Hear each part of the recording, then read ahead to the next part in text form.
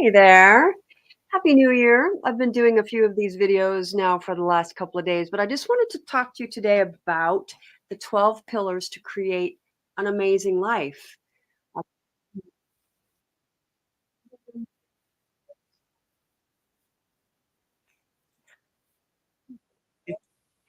Hold on one second. I'm sorry. I just got some feedback. All right, let me start over. This year, I'm not a big fan of New Year's resolutions, but I do like to continue to focus on the parts of my life that I can build out, focus on, right? So sometimes, we're out of balance a lot. A lot of us, not necessarily you, maybe, but hear me out. I have created something called the Brilliant Life Blueprint, and I'm going to go over this with you because I want you to understand the different pillars in your life that you can pay special attention to. This is really important for creating a very well lived, fulfilling, joyous, happy life. And I think that's what all of us tend to strive to do at the beginning of the year with the New Year's resolution. Now, let me go over the energy of the new year. A lot of people will want to do resolutions because it's a good time. It's the beginning of the year. And we're like, well, I didn't necessarily focus that much on this aspect of my life, whether it be health or relationships or career. Those are the three top of mind. It's financial, relationships, and health. Those are the three top of mind issues for most people. So one of those areas, or maybe all of those areas, you just didn't really focus as much on as you would want to. So the New Year's resolution tends to be that, right? I'm going to really focus on eating better and health. But here's the thing, and this is the reason why I don't generally set New Year's resolutions, because I'm always consistently focusing on my life and the different aspects of my life. And that's going to be the number one key that I'm going to show you in this pillar. The most important thing that you can do in order to continue to build a beautiful life, so that you don't get to the end of the year and go, crap, I didn't pay attention to that part of my life and now it's in the dumps, or something's going on, or my health isn't at peak performance and I can't go out and do the things that I want to do. But we are in the dark half of the year. So we are starting to get more light here in the Northern Hemisphere. We had our winter solstice that happened in December, around December 21st. What happens is that's the darkest day of the year for us in the Northern Hemisphere, which means we have the least amount of light. Now, after that date, we begin to build in our light. So you might notice now, here we are, first week in January, that there's actually more light now. Like it's a little bit later, it gets a little bit later. Does that make sense? So we're still in that dark half of the year, though, which that energy tends to be introspective. It tends to be more, you're kind of working on the shadow self. These are things that you want to continue to grow through or heal from. So the energy is still sort of insular, right? We think about hibernation, think about animals who are hibernating, because for us in the Northern Hemisphere, it's winter. And in fact, today is the first day that we've gotten a really big snow where I live. So with that energy, it's still requiring us to be, just again, a little more insular, a little bit more kind of caving it, focusing on things. Now, I'm not going to say don't launch something or don't go after something that's important to you this time of year. I'm not saying that. Follow your own energy. So take what I share with you, take what works and leave the rest, because I want you to follow your own energy. Only you know what's right for you. And I'm going to go into the intuitive, how to kind of like intuit into your body for things that are either good or not so good, or healthy or unhealthy. I'll do something on that later. But this time of year, it is still about you're still kind of working with the energy of, okay, what is it that I want to do? And the best way to do that is to have a pretty good understanding of how to improve the areas of your life, or what I call the pillars. So let me share this with you. So again, I like to call it the Brilliant Life Blueprint, the 12 pillars that support a well-lived, fabulous, radiant, joyous life. So I have to go over here to there we go. Okay, perfect. So here we are with the 12 different pillars. So let's go over these together. So the first one, this is what I mentioned earlier. It's about being intentional. It's about being awake in your life rather than running on unconscious old habits. And that's a lot of what happens this time of year. We're like, oh, last year, I didn't really, these were the goals that I had, and I didn't really meet them because I sort of started to run on autopilot, or something got in the way, or, some things happen, life happens, and that's okay. But knowing where to focus is so, so important. And that's the reason why I'm sharing this with you today. This is the reason uh, that it's important, again, to kind of sit and journal and focus in on what it is you want to continue to do to improve your life, because it is an ever evolving thing for all of us, really. So the first step is really intentional. Being intentional. I like to say awareness is the precursor to change. So when you're aware of something, you can change it. If you can't, then you're in that unconscious state. And this is where, again, a lot of us go. We're on autopilot. It's the same old habit. So one of the things that I think is important, one of the pillars is personal development. And that has to do with like working through your own limiting beliefs, your, lack, limitation, or separation, these feelings of limitation.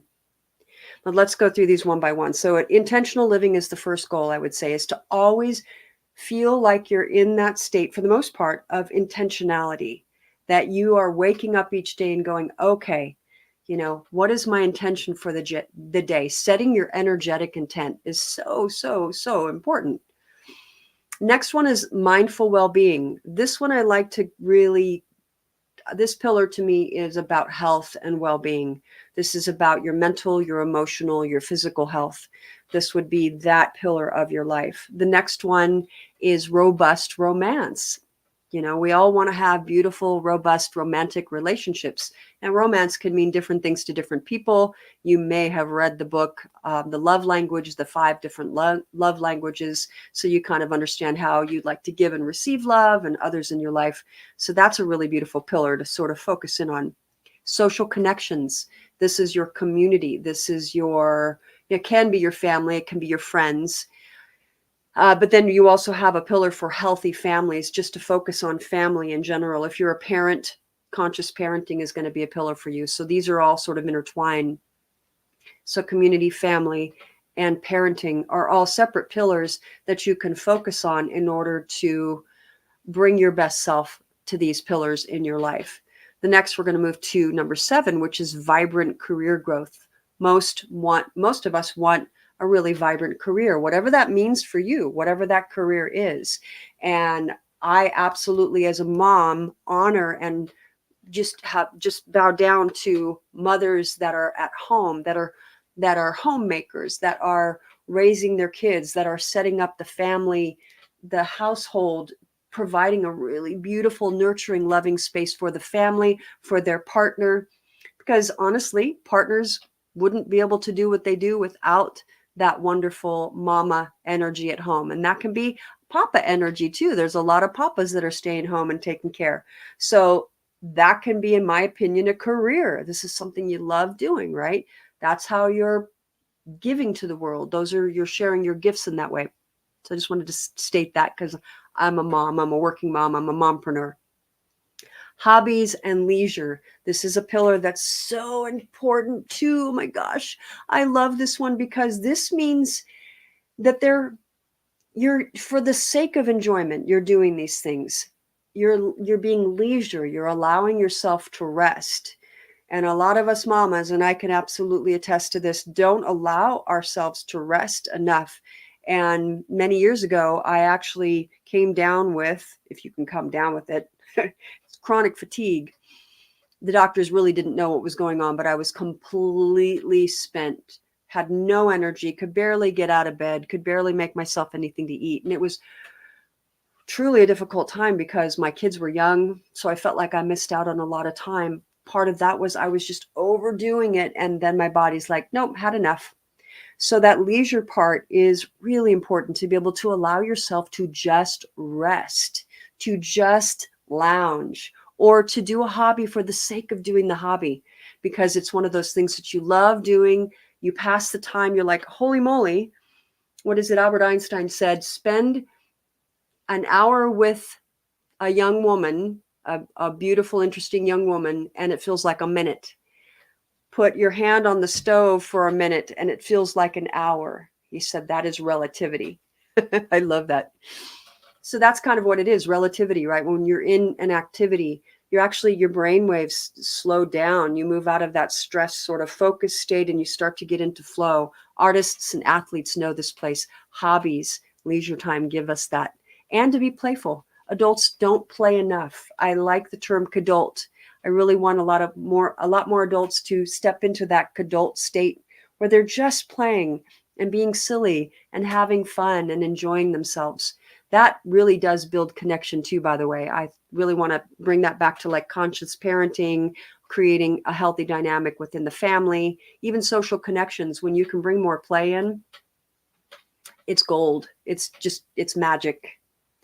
So going on to number 9, personal growth and development. This is a pillar that is crucial for continuing to improve in your life. This is like kind of the overarching pillar, because without that, you're not able to really focus on the other ones. When you can step into your own personal growth and development and build your emotional intelligence, build your communication skills, build your connection to your emotions so that you know how to communicate effectively. That's all around the emotional intelligence piece.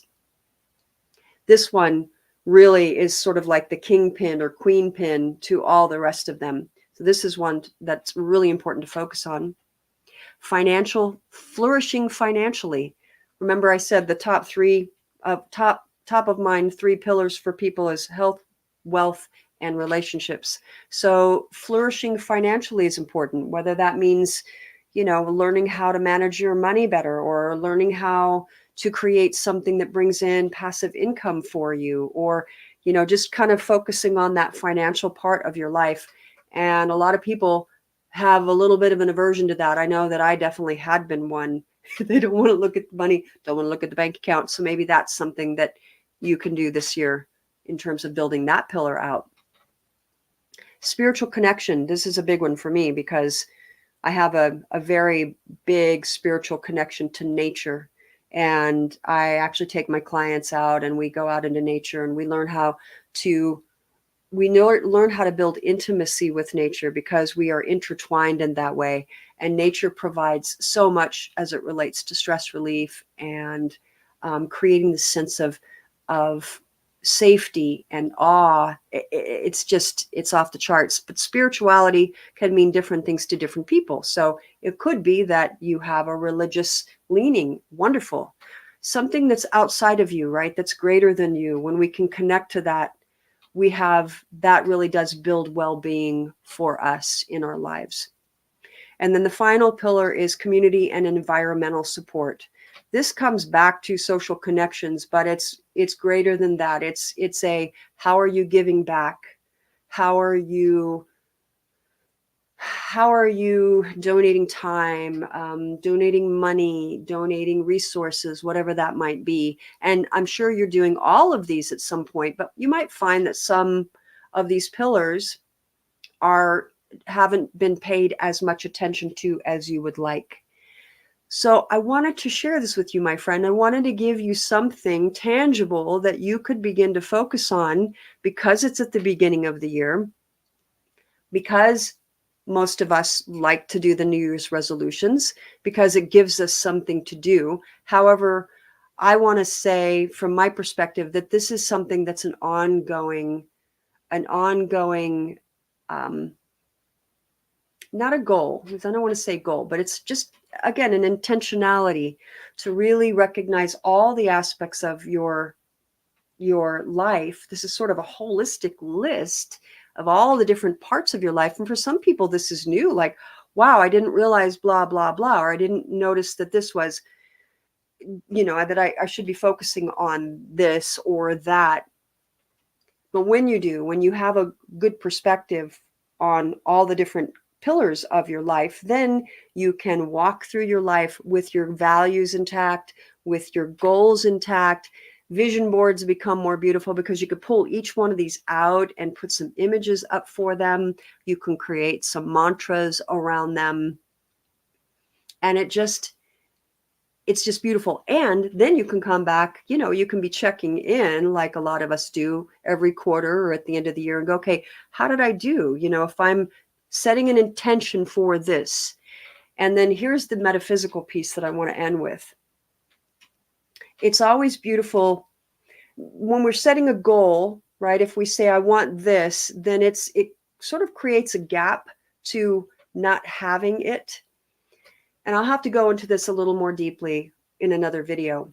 But ultimately, when we recognize all of these parts in our lives, when we can sit in gratitude, and gratitude can be a part of the personal growth and development, that can be one of the practices that you can bring in. Being grateful for everything that you do have in all of these pillars. And then when you're imagining into, because you are the creator of your reality, and from a quantum mechanics perspective, there is no future or past. Everything is in the now. So your power exists here in the now.